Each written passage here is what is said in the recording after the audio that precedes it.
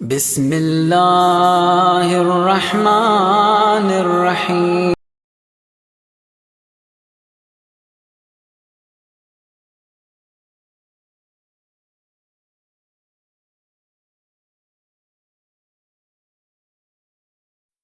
خبردار، شادی کرتے وقت خیال رہے کہ جس کا انتخاب کر رہے ہیں، شادی تسکین نفس اور تسکین جنس کا نام نہیں ہے،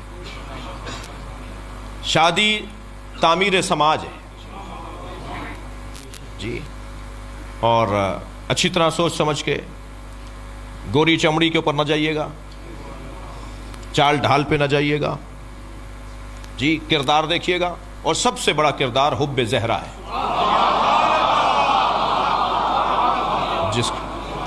جس کے دل میں اہل بیت کی محبت پہلا معیار یہ ہونا چاہیے۔ اب اپنے آپ کو تسلی دے رہے تھے، مولانا میں شیعہ کر لوں گا، کیا معلوم تمہیں سنی کر دے وہ؟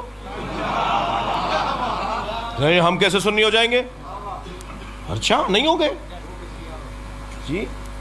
کہ مولانا شیعہ سنی تو شیعہ ہوتے ہیں، شیعہ سنی نہیں ہوتے۔ میں نے تو بہت شیعہ دیکھے ہیں جو سنی ہوتے ہیں۔ وہ کہنے لگے جی کہاں دیکھ لیا آپ نے؟ میں نے کہا ہمارے 21ویں گریڈ کے افسران، یہ 19ویں گریڈ کے افسران، یہ ہمارے وزراء، یہ ہمارے پولیٹیشنز جب چاہتے ہیں ہاتھ باندھ لیتے ہیں۔ یہ شیعہ سنی نہیں ہوتا؟ پیسے کی خاطر، دنیا کی خاطر، کرسی کی خاطر۔ دو لوگوں کو تو مولا علی کا نام ہی نہیں لینا چاہیے، ایک بزدل کو، ایک کنجوس کو۔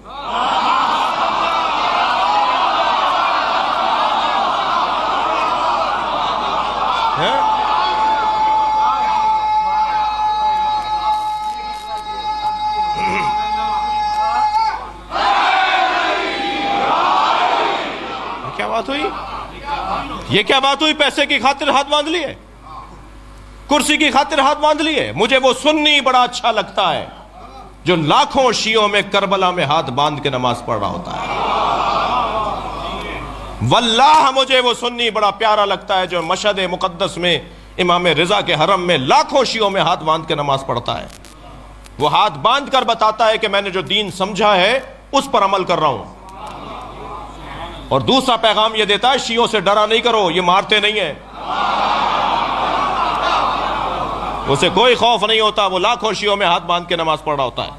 مجھے وہ سنی بہت اچھا لگتا ہے، مگر وہ شیعہ بہت برا لگتا ہے جو خاندانی شیعہ ہے مگر جی وہ کرسی بچانی ہے۔ تمہیں کیا پشیمانی ہے مولا علی کا نام لینے سے؟ تم علی الولیہ پڑھ کر پشیمان ہو، نادم ہو؟ دور بدل گیا، وہ دور بھی نہیں تھا، میں اس کا بھی قائل نہیں ہوں، وہ دور بھی نہیں تھا اس طرح کی حرکتوں کا۔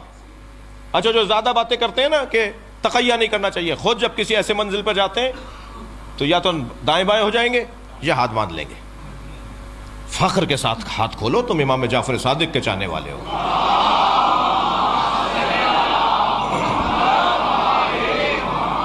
جی اگر ابھی تک بات سمجھ میں نہیں آئی ہے تو وہ علیحدہ بات ہے، سمجھ لینا چاہیے کسی کے پاس جا کر کہ بھئی ہاتھ کھولتے کیوں ہیں ہم۔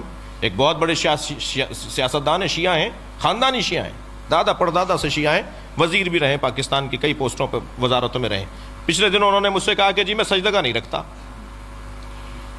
کیونکہ نبی نے خاک پہ سجدہ، کربلا تو نبی کے بعد ہوئی ہے، تو نبی نے پھر خاک پہ سجدہ تو نہیں کیا ہوگا، وہ تو کربلا کے بعد خاک آئی ہے۔ میں نے کہا یہی آپ کی غلط فہمی ہے۔ اور اچھا اس ٹائپ کے جو لوگ ہیں نا، ان کے مزاج میں بولنا ہے، سننا نہیں ہے۔ اپنے آفسوں میں بیٹھے ہوتے ہیں، اپنے ماتحتوں کے ساتھ زیادہ رہتے ہیں، تو بول بول کر ان کو اتنی عادت ہو گئی ہے کہ دوسرے بھی چپ رہتے ہیں کہ بھئی انہی کو بولنے دو، تو وہ سننے کے تو عادی نہیں ہے۔ تو خدا کے لیے اچھا الحمدللہ اس وقت ہماری یہ پوزیشن بھی ہے کہ پاکستان کے جنرل، پاکستان کے وزراء، پاکستان کی شخصیات، تھوڑا سا دل ان کا ہمارے اوپر آیا ہوا ہے، تو ہم بھی اپنا کام پورا کر رہے ہیں۔ تو وہ کہنے لگے جی میں سجدہ نہیں رکھتا۔ تو میں نے کہا آپ شیعہ نہیں ہیں؟ کہنے لگے شیعہ ہوں، کھلا شیعہ ہوں، عزادار ہوں، ماتمی ہوں، گھر کی عزاداری ہے، خاندانی عزادار ہوں، خاندانی شیعہ ہوں، سجدہ نہیں رکھتا۔ میں نے کہا کیوں نہیں رکھتے؟ کہنے لگے نبی نے کس پر کیا ہوگا سجدہ؟ میں نے کہا خاک پر۔ کہنے لگے کربلا تو نہیں تھی؟ میں نے کہا کربلا تھی، کربلا تو حضرت آدم کے زمانے سے ہے۔ کربلا کی زمین پر تو حضرت آدم کو اللہ نے بھیجا، حضرت نوح کو بھیجا، حضرت ابراہیم کو بھیجا، ہر نبی کو کربلا بھیجا، اور ہر نبی کا ایک قطرہ صحیح کربلا میں گرایا، ٹھوکر لگی، سر پھٹا، گھٹنا چھلا، پیر کے انگوٹھا چھلا، خون کا ایک قطرہ ضرور نکلا ہے ہر نبی کا۔ اور جب وہ پوچھتے تھے یا اللہ ہم سے کوئی خطا ہوئی ہے کہ نہیں، خطا نہیں ہوئی، حسین کا خون یہاں گرے گا، تمہارا ملا رہا ہوں۔ ہاں، تو پہلی بات تو یہ کلیئر رہے کہ کربلا امام حسین نے ڈھونڈی ہے، کربلا نے حسین کو نہیں ڈھونڈا ہے، کربلا پہلے سے تھی۔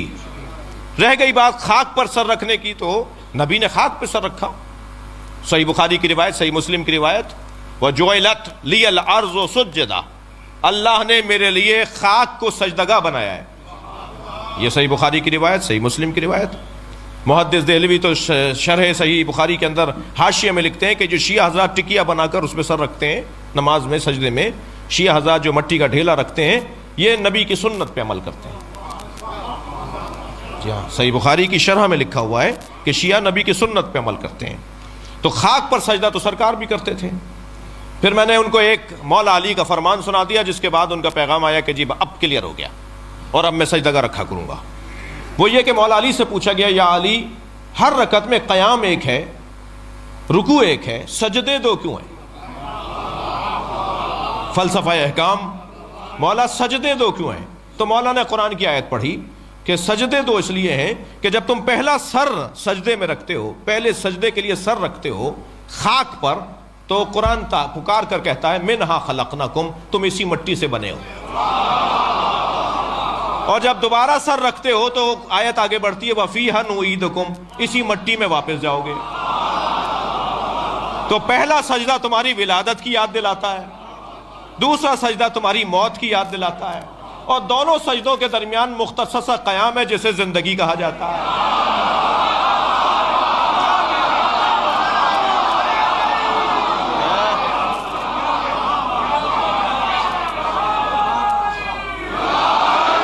بہت عمدہ، بہت شکر گزار ہوں۔ بس ایک جملہ میرا بھی اس میں، مولا کا فرمان یہاں رک گیا۔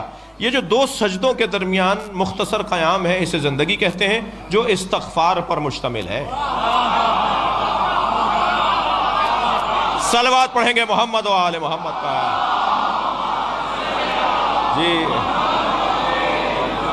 جی مولانا، پہلا سجدہ ولادت کی یاد، دوسرا سجدہ موت کی یاد۔ خاک پر سر رکھو گے تو یاد آئے گا مٹی سے بنے ہو۔ مولا علی نے فلسفہ بیان کیا، خاک پر سر رکھو گے تو یاد آئے گا مٹی میں واپس جانا ہے۔ دقت فرمائی آپ نے۔ تو بچوں سے کہہ رہا تھا کہ انتخاب کرتے وقت ذرا کہیں ایسا نہ ہو کہ برعکس ہو جائے، تم نے اپنے آپ کو دھوکہ دیا کہ میں تو شیعہ کروں۔ اچھا، کوئی ہے اتنا ہنرمند تو حرام نہیں ہے۔ جی، ایک سنی بچی نے ایک یونیورسٹی میں مجھ سے سوال کیا، یوم حسین کے لیے ہم گئے تھے، کہہ لیں جی آپ مولوی حضرات سنی شیعہ کی شادی کی اجازت کیوں نہیں دیتے؟ میں نے کہا تم نے یہ سوال کیوں نہیں کیا کہ پنجابی اور سندھی کی شادیاں کیوں نہیں ہوتی، پٹھانوں کی اور بلوچوں کی شادیاں کیوں نہیں ہوتی؟ اس لیے کہ ثقافتیں مختلف ہیں، رہن سہن مختلف ہے، انداز زندگی مختلف ہے۔ تو یہی جواب تمہارے لیے ہے۔ وہ ماتم کرتا ہے، یہ ماتم نہیں کرتی۔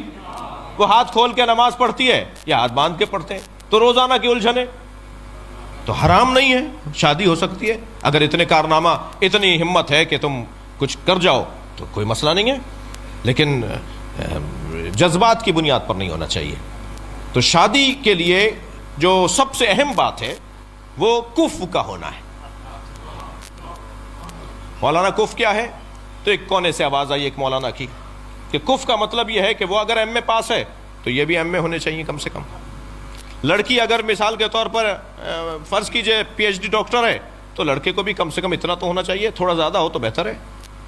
جی، وہ کروڑ پتی باپ کی بیٹی ہے تو یہ بھی بہرحال اسٹیٹس، پیسہ، دولت، مکان، گاڑی، بنگلہ ایک جیسا ہونا چاہیے۔ یہ کف ہے۔ دوسرے نے کہا نہیں، یہ کف نہیں ہے، کف ہے ایمان۔ دونوں کا ایمان اچھا ہونا چاہیے۔ تو میں نے مولانا سے کہا مولانا میں آپ سے بہت زیادہ متفق نہیں ہوں، دنیا میں کوئی دو آدمی تو دکھائیے جن کا ایمان ایک جیسا ہو، برابر کے ہے ہی نہیں کوئی۔ جی، پھر تو کسی نبی کا کفر نہیں تھا. کسی میں دم ہے کہیں حضرت خدیجہ، حضرت ابو ذر اور حضرت سلمان کا ایمان ایک جیسا نہیں ہے؟ تو ایمان ایک جیسا کیسے ہوگا؟ تو یہ مجھے اپنے آپ کو سمجھانے کے لیے تو بہت اچھا ہے، قریب تر تو آ گیا ہوں، لیکن یہ آئیڈیل بات نہیں ہے، یہ مثالی بات نہیں ہے. دنیا میں کوئی جوڑا کفر کی بنیاد پر نہیں بنا. بی بی خدیجہ پر میرے ماں باپ قربان، مگر کیا وہ نبی کے برابر تھی؟ کوئی جوڑا دنیا میں برابری کی بنیاد پر نہیں بنا. بہت دیر لگا دی ایک جملے کو کہنے میں. کوئی جوڑا برابری کی بنیاد پر نہیں بڑھا، ایک جوڑا برابری کی بنیاد.